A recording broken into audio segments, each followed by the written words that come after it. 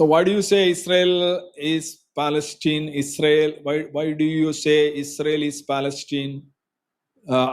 Israel is Palestine. Egypt and Jordan is Palestine. I don't get you. Maybe you might have mentioned it multiple times, but if possible, say it short. Billion trillions. Multiple times ഞാൻ പറഞ്ഞിട്ടുണ്ട്. ഇത്രേ ഉള്ളൂ. ഒന്നാം ലോകയുദ്ധത്തിന്റെ അവസാനം Ottoman എംപയറിന്റെ പക്കലുണ്ടായിരുന്ന Palestine എന്ന് പറയുന്ന പ്രദേശം, അല്ലെങ്കിൽ അവിടെയുള്ള പ്രദേശം 2 മാൻഡേറ്റുകൾ അടിയിലാണ് പോകുന്നത്. ഒന്ന് French mandate, Syria and Lebanon. അവരാണ്, അതുകൊണ്ടാണ് ഫ്രഞ്ച് ഈ മാക്രോണൊക്കെ ചെന്ന് ലെബനനിലൊക്കെ ചാടി വീഴുന്നതും സിറിയ അതൊക്കെ. അപ്പോൾ ഫ്രഞ്ച് മാൻഡേറ്റ് ആയിരുന്നു ലെബനനും സിറിയയും. ബ്രിട്ടീഷ് മാൻഡേറ്റിന്റെ കീഴിലായിരുന്നു ഇന്ന് നമ്മൾ പാലസ്റ്റീൻ എന്ന് വിളിക്കുന്ന പ്രദേശം. അതില് ജോർഡൻ എന്ന് പറയുന്ന രാജ്യം അറബികൾക്ക് മാത്രമായിട്ട് ഹാഷ്മേറ്റ് കിങ്ഡം എന്ന് പറഞ്ഞു കഴിഞ്ഞാൽ ഇസ്ലാമില് പ്രവാചകൻ എന്നവർ വിളിക്കുന്ന മുഹമ്മദിന്റെ വംശാവലിയിൽപ്പെട്ട ഹാഷ്മേറ്റ് കുടുംബത്തിൽപ്പെട്ട രാജാവിനായിട്ട് അവിടെ ഒരു രാജ്യം കൊടുക്കാൻ കഴിയാത്തത് കൊണ്ട് സൗദിയിൽ ഒരു രാജ്യം കൊടുക്കാൻ കഴിയാത്ത, ഇന്നത്തെ സൗദി അന്ന് സൗദിക്ക് വിധിയൊന്നുമില്ല, അത് രാജവംശമാണ്, സൗദി രാജവംശമാണ്. അപ്പോൾ അവർക്ക് അവിടെ രാജ്യം കൊടുക്കാൻ കഴിയാത്തത് കൊണ്ട് ഈ പറയുന്ന ഹാഷ്മേറ്റ് കിങ്ഡത്തെ കൊണ്ടുവന്ന് എവിടെ ഇരുത്തി? ഈ പാലസ്റ്റീനിൽ കൊണ്ടുവന്നിരുത്തി. എങ്ങനെയുണ്ട്? ഇസ്രയേൽ എവിടെ നിന്നൊക്കെ കിടന്നവർ ഇങ്ങോട്ട് വന്നെന്നില്ലേ പറഞ്ഞേ? ഇവിടെ രാജാവിനെ തന്നെ കൊണ്ടുവന്നിരിക്കുക. ഇറക്കുമതി രാജാവാണ് പാലസ്റ്റീനില്. അത് നോട്ട് ചെയ്യണം ആ പോയിന്റ്. ഈ ഹാഷ്മേറ്റ് കുടുംബം എന്ന് പറഞ്ഞ കുടുംബം എവിടെയാ ശരിക്കും? മക്ക മദീനയല്ലേ? അതല്ലേ ഇന്നത്തെ അറേബ്യ എന്ന് പറയുന്നത് ആണ്.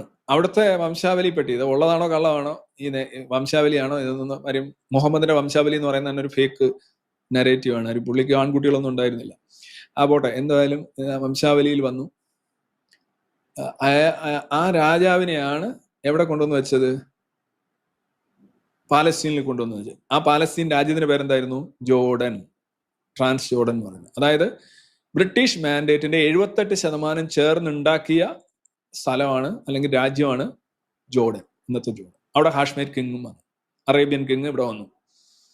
Arabian king Palestine. അതാണ് ഈ അറബ് എന്ന് പറയാൻ കാര്യം. പിന്നെ ബാക്കി ഉണ്ടായിരുന്ന 22% സ്ഥലം ബാക്കി വന്നതിൽ ബ്രിട്ടീഷുകാര് ബാൽഫർ ഡിക്ലറേഷൻ 1917 ഇപ്പൊ പറഞ്ഞു, ഒരു ജൂത സ്റ്റേറ്റും ബാക്കിയുള്ള 22% ഒരു ജൂത സ്റ്റേറ്റും ഒരു അറബ് സ്റ്റേറ്റും, കുഴപ്പമില്ല, ഒരു ജൂത സ്റ്റേറ്റ് അതിൽ നിന്ന് ഉണ്ടാക്കി കൊടുക്കാന്ന് അവർ പറഞ്ഞു. പക്ഷെ അവർ ആദ്യം പറഞ്ഞ എന്താ അറിയോ? സത്യത്തില് ഈ ട്രാൻസ് ജോർഡൻ മൊത്തത്തിൽ നിന്നൊരു ജൂത സ്റ്റേറ്റ് എന്നാണ് പറഞ്ഞത്. അപ്പോ ഈ ജൂതന്മാർ കരുതിയത് ജോർഡൻ അങ്ങ് ആയി കഴിഞ്ഞപ്പോ പിന്നെ ബാക്കിയുള്ളത് ജൂതന്മാർക്ക് കൊടുക്കുന്നതാണ് അവർ കരുതിയത്. പക്ഷെ അങ്ങനെയല്ല ഉണ്ടായത്. അതിൽ ജൂതന്മാർക്ക് കുറച്ച് മാത്രമേ കൊടുക്കൂ എന്നുള്ളതായി. ഈവൻ 10% മാത്രം, 90% അറബുകൾക്ക്, പിന്നെ 80% അറബുകൾക്ക്, 10% ജൂതന്മാർ, 20% ജൂതന്മാർക്ക്. പിന്നെ ഇങ്ങനെ ചർച്ചകൾ ചെയ്ത് വന്നപ്പോഴാണ് 48 വരുന്നത് എന്ത്?